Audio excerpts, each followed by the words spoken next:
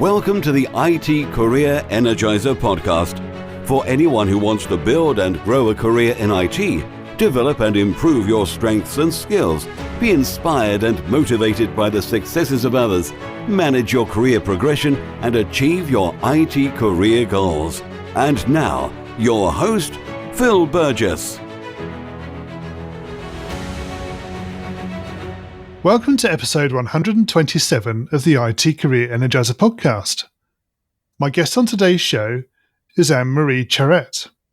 Anne-Marie is a software tester, trainer and coach with a reputation of excellence and passion for the craft of software testing. An electronic engineer by trade, software testing chose her when she started testing protocols against European standards. Anne-Marie has developed software testing courses and lectured at the University of Technology in Sydney.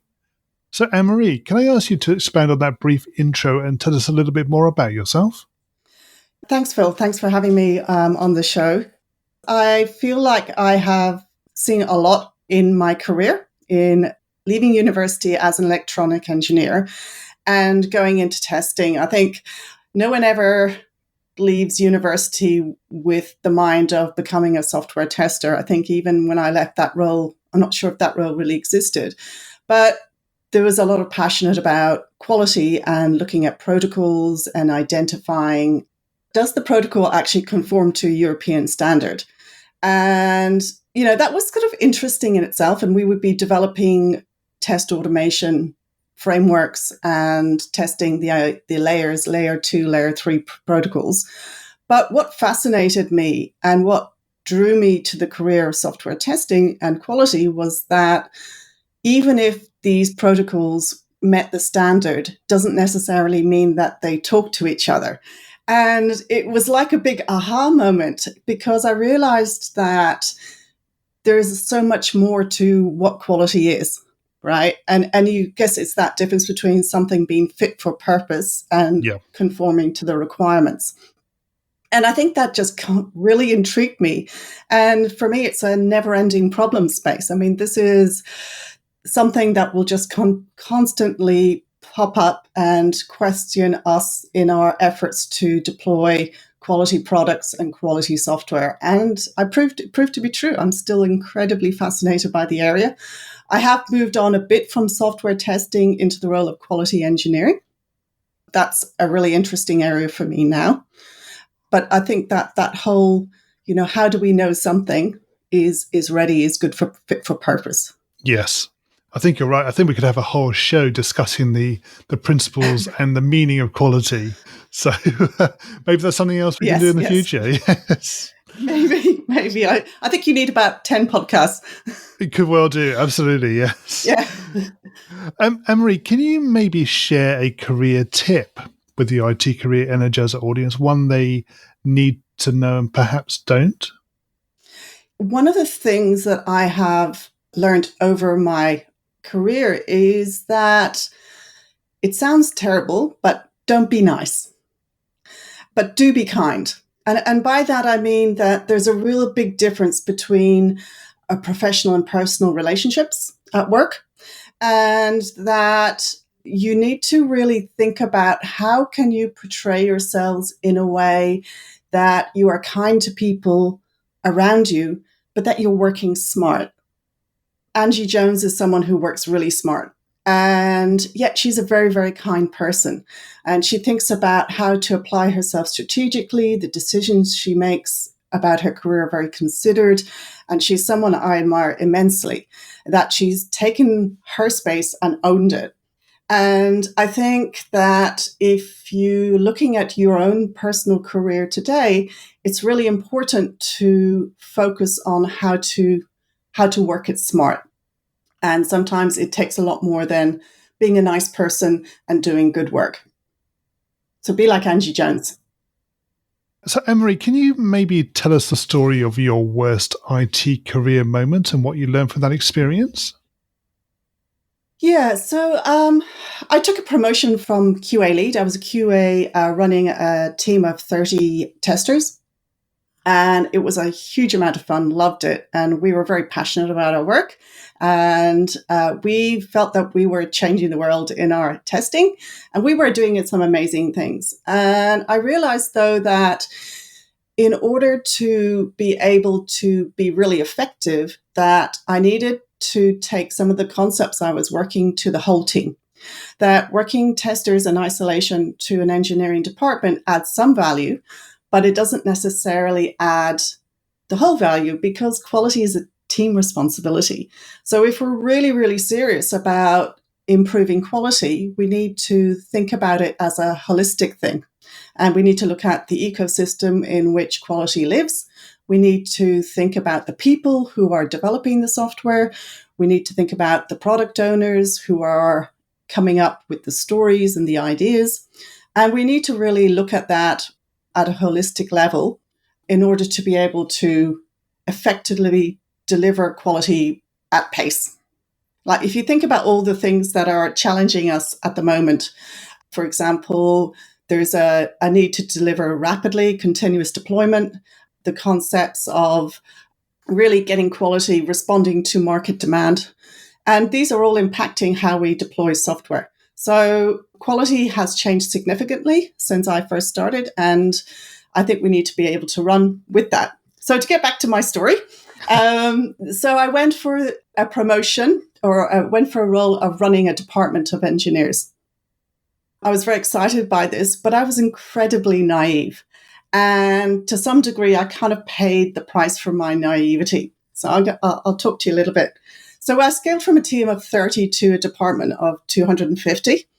I discovered, though, that what worked for a loyal tribe of followers didn't necessarily work for everyone, especially engineers who thrive on empirical data.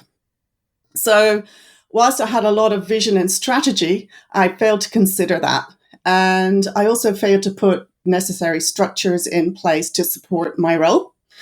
And when the chips hit the fan, and they hit quite hard, I kind of blamed myself, rather than seeing the situation as a corporate challenge and something that I needed to navigate and work around.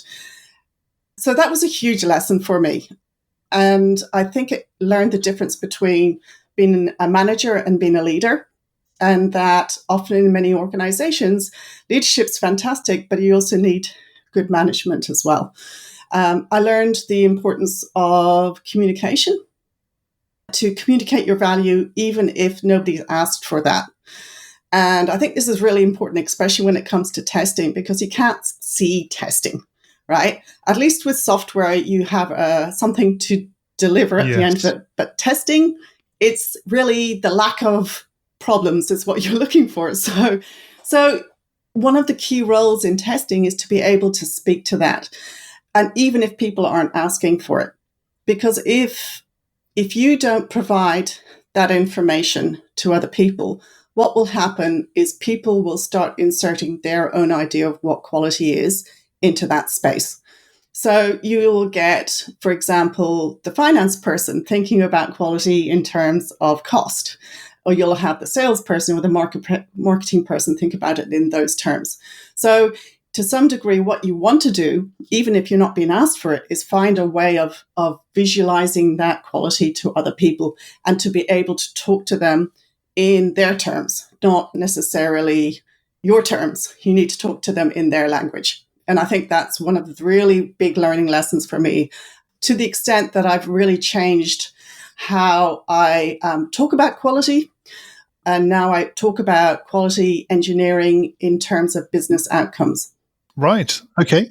Just to give you a quick example of that, one of the ways I talk about that is, often we talk about stories being done, right?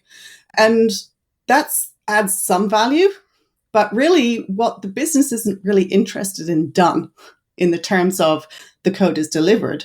What they're interested in is their business problem solved. They want to use that feature in something. They don't necessarily care so much about the feature. They want that feature to provide greater revenue. So thinking about quality in those terms, thinking about outcomes in those terms, and having those conversations so that when you do your testing, you can bring that into the conversation. And I think that's going to become more and more important. Yeah, I think you're right. I think it's all about the perspective of what the benefit is to the business and what they're trying to get out of what you're delivering. So yeah, I totally agree. So moving away from your worst moment, can you maybe tell us a little bit about your career highlight or greatest success? I was having a look back. I've got many, Phil. I'm happy to say. Good. But I think, running my own company is a hugely rewarding experience for me. And I was looking back and thinking about, well, hang on, what is it about running my company that I enjoy so much? And for me, it's about providing a space for people. And when I look back at all my career moves that I've really enjoyed and been really proud of, they're always about creating a space where talented people can thrive, where I can give people opportunity to shine, really, and to identify skills that they maybe never realized that they had, and to do things that they never thought they could possibly do. The one highlight that I really would like to talk about is Speakeasy. So I was at a conference in 2014 with a really dear friend of mine, Fiona Charles. And Fiona Charles and I were at this conference, and there were very, very few women speakers at the conference. And we started moping and complaining about this. And why do we always it's always the same people at these conferences. And why can't we have more women? Why aren't there more women speaking? And we also were having a minor gripe. I thought Fiona turned around to me. She says, Anne-Marie, really, we need to do something about this. We can't just sit here moaning about it, but we should really do something about it. And so we created Speakeasy. And Speakeasy was a non-for-profit volunteer organization where you could match mentors and people wanting to speak from a diverse backgrounds. We were specifically focused on gender, but we also had recognized that there are lots of different types of diversity out there. So we didn't only target gender. But what we would do is we would mentor them, match them with a mentor, and then we went to the conferences, and this was the secret sauce. We went to the conferences and we asked the conferences to provide a special space for Speakeasy candidates. And that way, these people who had never spoken before could start practicing or start speaking and compete. They're not competing against seasoned speakers. They're competing against people who want to begin their speaking career. Yeah. And it was fantastic. Honestly, the whole thing just took off. Right. And we had so many people applying, so many mentors, which is a testament to the testing community. I have to say we had so many mentors applying to assist. And the conferences were fantastic too. They were really keen to get these new people and new talent and new ideas coming in and speaking. So that was in 2014. It's still running. Speakeasy is still running. It's run by a few other people now, but it's really, I see that idea has kind of rolled out in many different conferences, and many other people are doing that idea. And I think it's just fantastic that we've been able to give people just a step up in their career in speaking. So that's a great initiative, definitely. It is. I mean, for a lot of people, it's very scary to stand in front of an audience and start speaking, certainly for your first talk as well. So it sort of eases them in. Yeah. And I think one of the big things, I remember distinctly the first time I went to apply at a conference, and I remember saying to, I think it was Rob Lambert. Oh, yes. I said, I've got nothing to say. And he just started laughing. He's like, Anne-Marie, you have so much to say. And it's this perspective, I think, that you have nothing original to add to the story. And I think that's so untrue, because even if the topic is the same, you still have your own personal slant on it. And I think some people feel like they have to come up with this amazing kind of how I changed the world. And that's just simply not true. People are interested in personal experiences. People are interested in how you approached a problem and solved it. People are really interested in how you approached something and didn't quite work out, because you can learn from that a lot. So I remember one of my talks was, a case of failure. and basically how I had to sort of approach a situation and had learnt a lot from it, shall we say. So, yeah, I think Speakeasy is definitely up there in my highlights of my career. Okay. So, Anne-Marie, what excites you about the future of the IT industry and careers in IT in particular? I'm going to talk about diversity and inclusion here because I just see so much talent. And I'm excited about the fact that we're recognizing the need for diversity and inclusion in our organizations. I think we still have a long way to go, but I think that we're starting to tackle that need and those biases that before we had never even realized we had. Even to the point of when I was working, people talked about everything needed to be merit-based. And now there's a realization that it's merit according to who, right? Yeah. And often that we look for people like us. We tend to think about people who have merit as people who are similar to our skills and our skill sets and how we behave and what we do. And I think organizations are realizing that that is detrimental to them and that people are making real steps to moving into an organization that encourages different ideas and different behaviors and different ways of thinking. And I think that can only make tech stronger. And I look at a lot of the women who are sort of coming up into the field, and they're just so talented and so amazing. And it excites me about the tech future. Cool. Okay. We're going to go into the reveal round now. We're going to find out a little bit more about you and the way you think. Are you ready for this? I am indeed. So what first attracted you to a career in IT? Okay, so I have listened to a few other podcasts, and I have noticed that a lot of people of my age, shall we say, talk about Commodore 64s, right? Yes. Right? I had a Commodore 64, but I'm not here to talk about how BASIC changed my life. No. When I got my Commodore 64, of course, I went and created my first BASIC program. But then I was like, is that it? And for me, the exciting thing was pulling it apart to figure out how it worked, right? So, I think for me, technology is about understanding how it works and identifying and learning from it is what really fascinates me. So, yes, the Commodore 64 had a huge influence in my life, but not in the way it did with other people. What is the best career advice you've ever received? I think it came from my dad. Don't be afraid to ask for advice. People love giving advice. You see, I'm doing it now. People love to bestow their wisdom on others. And I think that's really useful in so many different ways. It's useful because you can learn something, but it's also useful because it's about building a relationship and a bond. You're putting yourself in a vulnerable situation and you're asking for their advice. And I think that that's a wonderful way to build a new relationship, and learn new things at the same time. So that's what I say. Don't be afraid to ask for advice or help. One more thing. I say never forget family. See, I just forgot family. Never forget your family, whatever family means to you. But, I think it's so easy to get caught up in tech and caught up in the next, what's the next thing happening? And you bury yourself into the world of tech. But I think you make sure you give yourself a boundary around tech and spend time with whatever family means to you. If you were to begin your IT career again right now, what would you do? You know what I would really, really love to do would be to look in the SRE space, so that reliability engineering.